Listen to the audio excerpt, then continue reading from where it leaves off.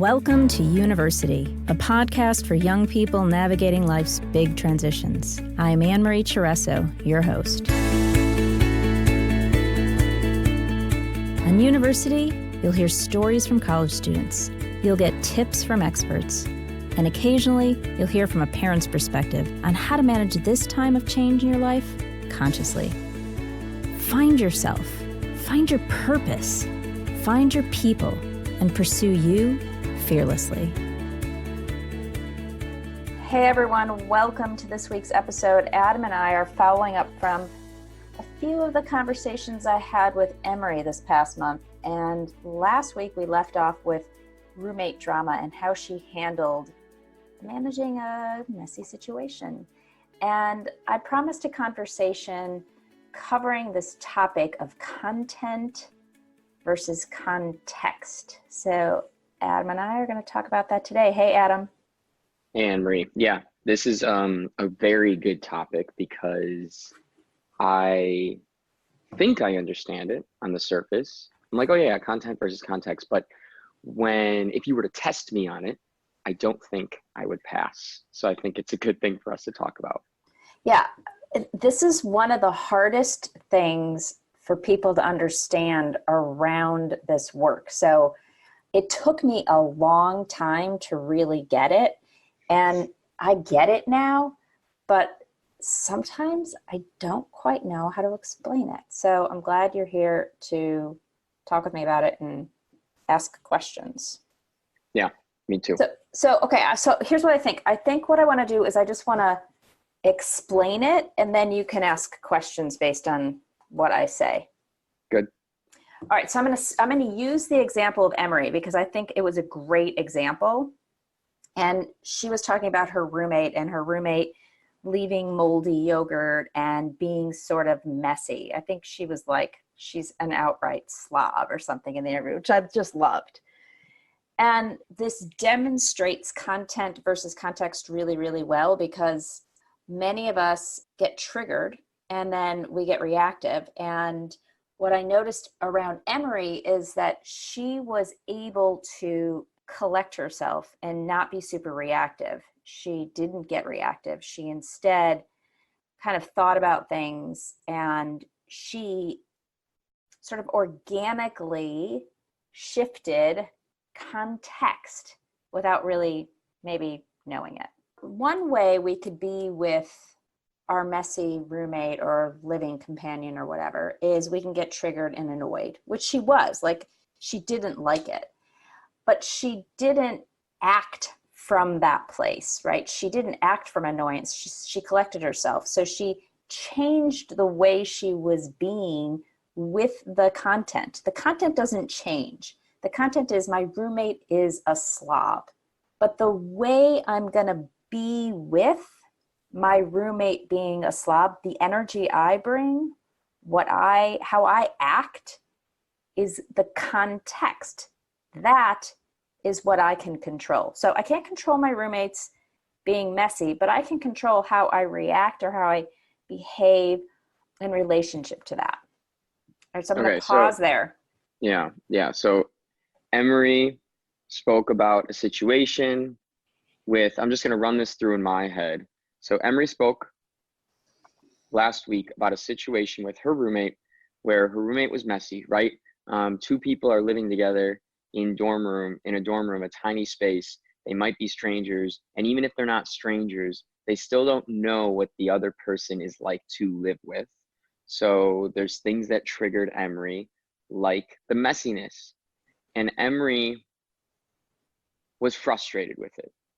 I mean, she did use the word like slob. So she was, I'm sure, frustrated with it, and instead of speaking to her roommate from a frustrated place, that's where the context comes in. The context would be, well, no. But so she was still frustrated, right? But it's how she was being with her frustration. Mm-hmm.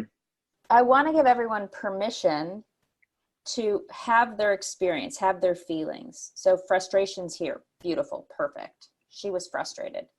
Okay. But she took her frustration and she turned it into a constructive way to shift the experience. So in other words, she was still frustrated. I don't like this mess. I don't like moldy yogurt.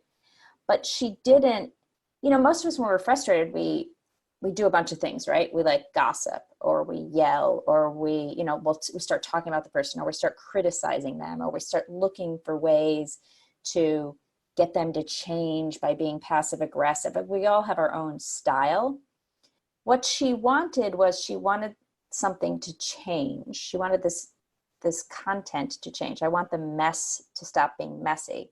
What she didn't do, though, was act out of her frustration. Yeah, okay.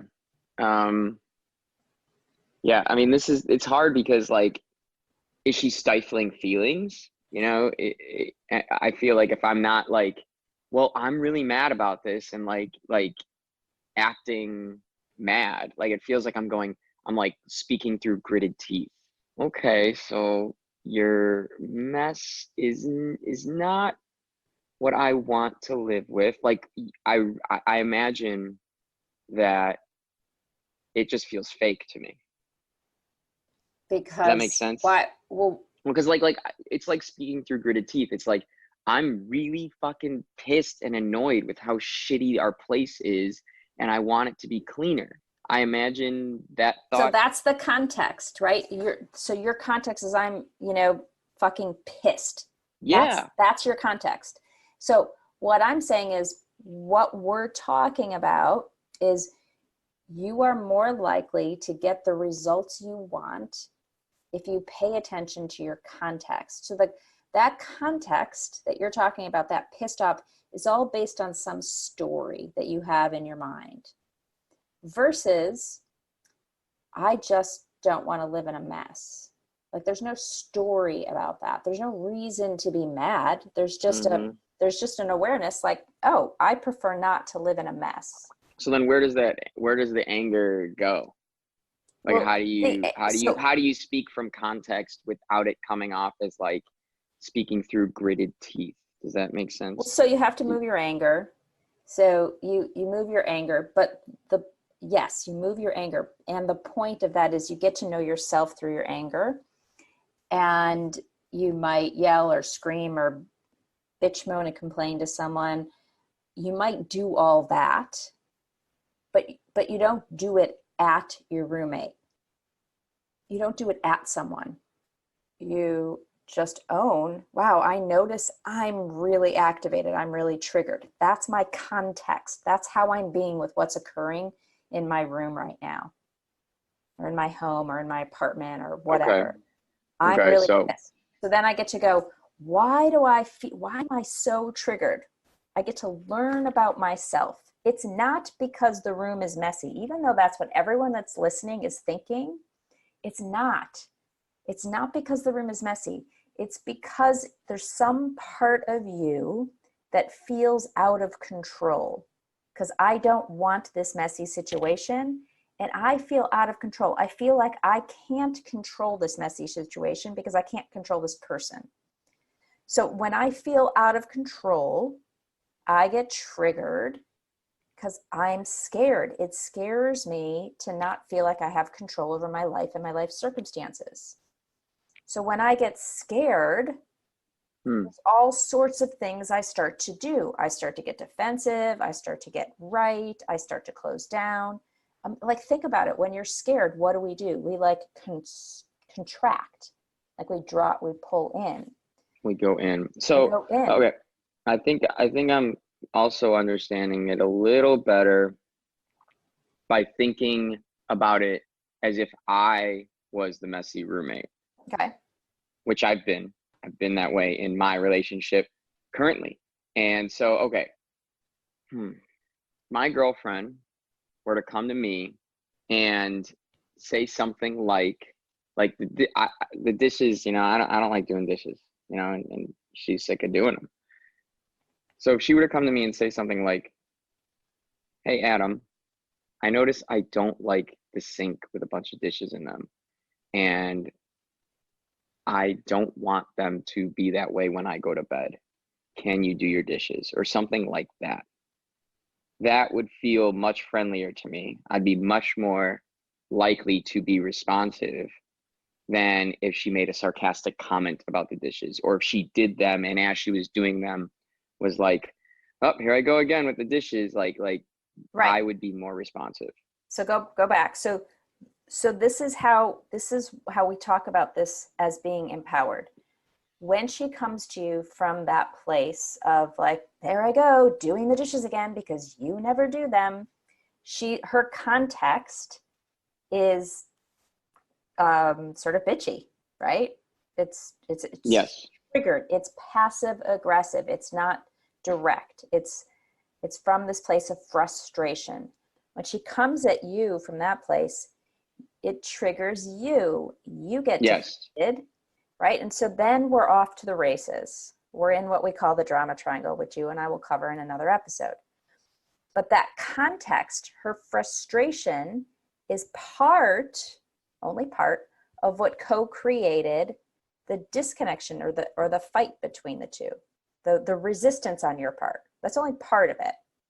Then your context, when she comes at you in that way, is that you get defensive, you shut down, you get scared, and you start protecting yourself. Right. So when she comes to you and says, hey, I'm really noticing that I have this thing. I really like the sink to be clean when I wake up in the morning, and that means having the dishes cleaned at night. I'm wondering if we could find a way to work that out. Would you be willing to explore some options with me? Like, from that place, are you feeling defended? No, I'm not. I'm not feeling defended. Partially, I'm feeling like I'm being treated like a baby or something. You I don't feel know. like it's condescending? Yeah, like it's a little condescending. I don't know. I get it. I get what you're saying. I know it just feels like it's condescending. If I speak my truth, I really want the dishes to be clean. And I don't know, it just Well, feels like Emery said to condescending. her roommate, like her roommate clearly just doesn't care if the room is messy or there's moldy yogurt. That's just not a priority to her. It doesn't matter. But to Emery, it matters. Mm-hmm. So for Emery to go to her roommate and say, you're a total pig and I'm tired of dealing with your moldy yogurt all over the house. Will you do something about it? Right? Her roommate is going to have one reaction. Yeah. For her to go to her roommate and say, hey, look, I know you're super busy. I know you've got a lot going on. It's really hard for me to live with moldy yogurt around the room. I'm wondering if we can do something about that. Like her Yeah. roommate is not defended. Yeah. Okay. That tone felt a little different than the example you gave before. So I guess that also matters. But that felt a little more real. That felt a little more matter of fact. Just kind of like, look, here's the deal. Like, you're busy. I get it. I'm busy too. I just don't like this aspect. Is there a way we could like work through this together? I Well, get can we that. find and then Yeah. so that was her context. Now, Mm-hmm. I can't guarantee you, but the odds are if she would have come to her roommate from a more activated, judgmental place, her roommate probably would have gone into a defensive state of mind. Because when we feel attacked, that's what we do. We defend. It's just human nature. Yeah. It's what we do. It's Right. what we do. So, It's okay. not a problem. So what was so important to me about this episode with Emery is how she was really putting into practice this idea of context versus the content.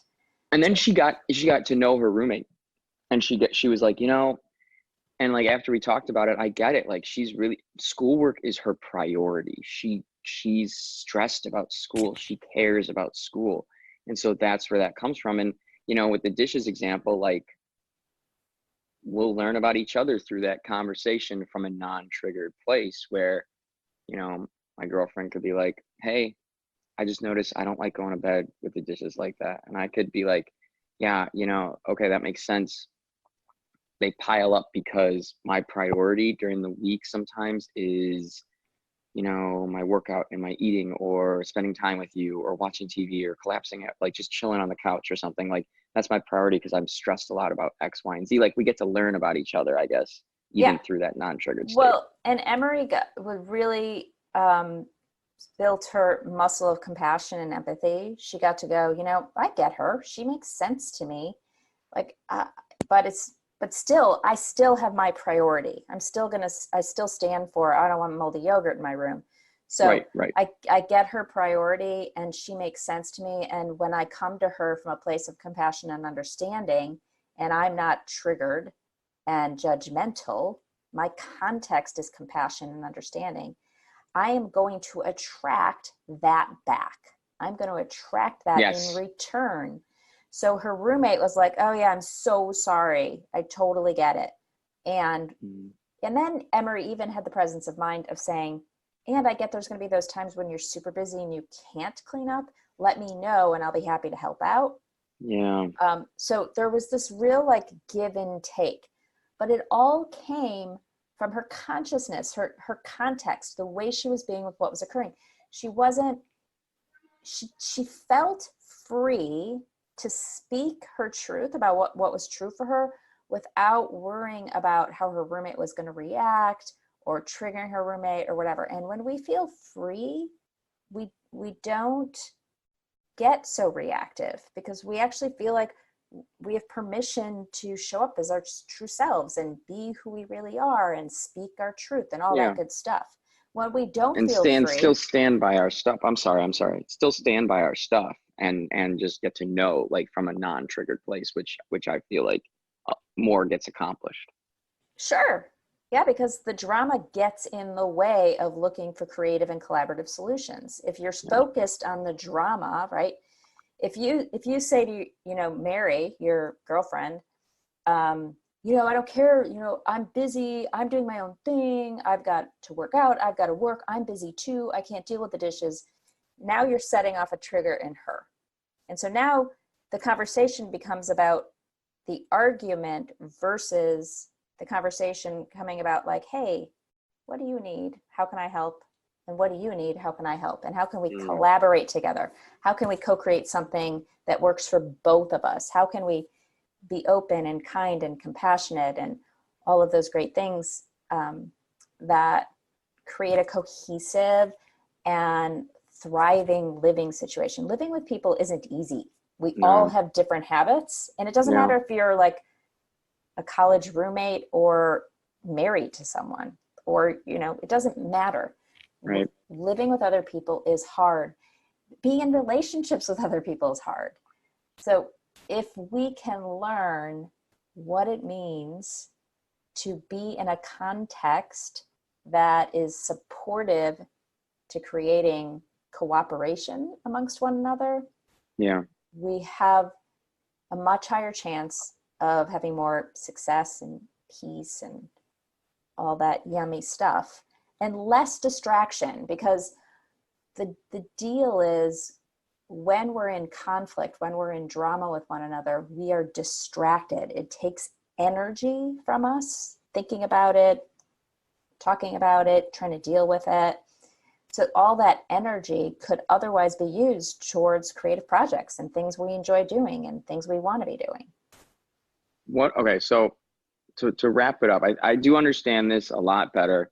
I've weeded through my stuff of like, okay, it's not condescending. It's as long as it's approached like you stand for your like true boundary and also enter the conversation not triggered. So how can we give people a takeaway, something to try in the next week or next month until we talk to them again, me and you, where they can like try this or understand this or utilize it or see it in their own lives? Well, I think one really simple way to do that is start to pay attention when conflict arises with others or stress arises, is just start to pay attention to your reactivity. Like, am I feeling right? Am I feeling defended? Am I feeling like something wrong is going over there and I'm out of control? Anytime we feel like we're out of control or we're a little scared, you're likely going to be coming from a context of confrontation. So like it's a lot about like, So when you were just talking right then, I put myself in a situation where I know I'm triggered. And it's really amazing how in an ideal world, I learned a lot from what you just said, just about myself, because I just went inside. I started going inside and thinking about it. So when I get triggered, I get defensive, and oh my God, quite a cycle between me and whoever I'm triggered with just enacts and happens. And it just goes down this path towards disconnection. And not like, I'm sick of doing that. So even if the other person comes triggered, I still am empowered to weed through the context, hear the content, name where I'm at, be aware, wow, I'm defensive, even name that in the conversation. Hey, I'm feeling defensive, but what I'm hearing you say is you want the dishes to be X, Y, and Z, or you want the room to be clean by this day. Is that what you're saying? And even that right there, that's your context. You shifted your context. Like, you noticed you're frustrated, but you didn't act out of the frustration. You acknowledged it. Just looked for the content. Yeah. Yeah. You acknowledge, like, ooh, I notice this is frustrating me. I can plug in, imagine like, you know, an outlet, you're plugging into the frustration, and I'm going to let all my energy run through frustration. Yeah. Or I can unplug that and plug into, take a breath, awareness. Okay, great. Oh, I notice I'm frustrated, and like, let me collect myself and see if I can hear what you're saying. Yeah. Well, we can talk more, like you and I will do another episode, because now we're getting into more. We're talking about drama, and I want to talk about that on our next episode. Right. That's cool. And self-awareness and recognizing, you know, being able to locate yourself accurately when you drop into drama, because so many of us are so triggered, we don't even realize we're triggered. You're so blinded by the trigger, because we're so right. You know, sometimes we get so right about something that we're like, it doesn't matter. I was just right. She shouldn't have her yogurt moldy. Isn't that true? She shouldn't. I mean, right. Yeah. I mean, I can totally see myself saying that. Like, of course she shouldn't have that. That's just, you shouldn't have moldy yogurt sitting in a cohabitated space. Right. And that's what most of us do. Most of us get caught up when we go to our friends and call our parents and call our, you know, boyfriend or girlfriend or whomever. Like, we start commiserating with others around, am I not right? She shouldn't be a mess. She shouldn't have moldy yogurt. She should clean up her room. She should do this. She should do that. And we start getting really righteous and stuck. So you and I will pick up on another episode and talk about, how do we recognize the difference? How do we recognize our context? How do we become self-aware of when we're triggered and when we're not triggered? And what happens when we get triggered and we are unaware of it? We go unconscious. What do we create? So that's coming up on the next episode with Adam. I love it. This was a good month with Emery, so I'm glad we were able to recap it. She was great. I loved her. It was fun to have all those micro conversations with her, and pay attention to context this week. Bye, guys. Bye. Thanks for listening to University. If you liked what you heard, I'd be absolutely thrilled for you to share with a friend, and equally grateful for you to pop over and rate and review on iTunes. It really helps. You can find more information and stay in touch over at university.u on Instagram or at University on Facebook. I'll look forward to seeing you there. For more information, email me at annmarie.university@gmail.com or click the link in the show notes below.